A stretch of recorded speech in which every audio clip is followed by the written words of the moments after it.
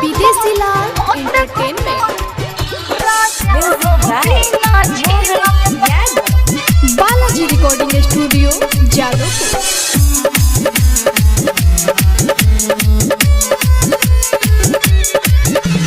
देखे खातिर आई गोइनिया रे केस्टा मनवा में लागल बारे के को चेष्टा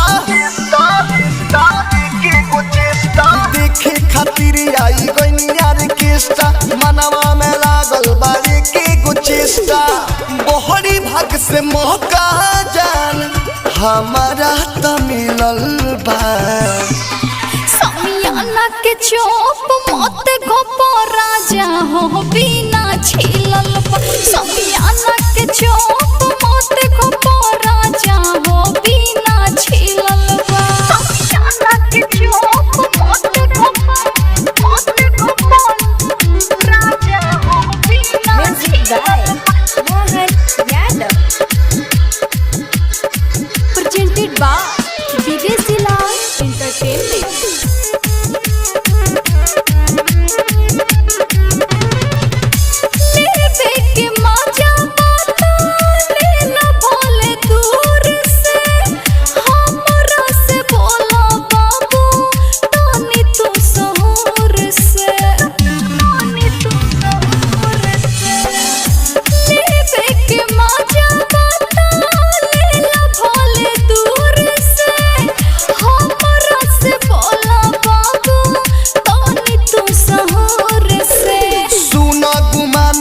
तोहरो जे टूटी खाके आइल बानी रामदेव के बूटी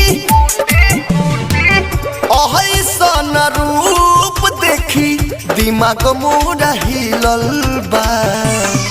समियाना के चोप मत गोपो राजा हो बिना छिलल बा। समियाना के चोप मत गोपो बाबू हो बिना छिलल बा। समियाना के चोप मत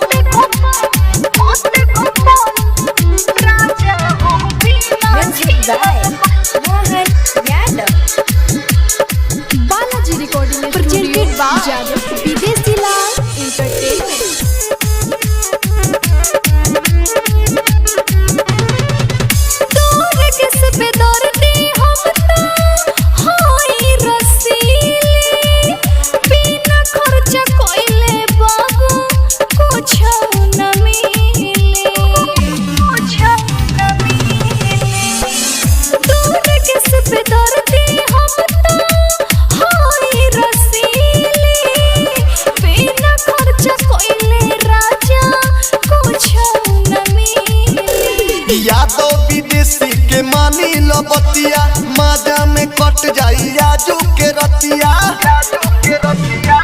भागे बाकी हमारा दिल में प्यारे तोहर खिलल बा। समियाना के चोप मत गोपो राजा हो बिना छिलल बा। समियाना के चोप मत गोपो बाबू हो बिना छिलल बा। Balaji recording studio Jadavpur.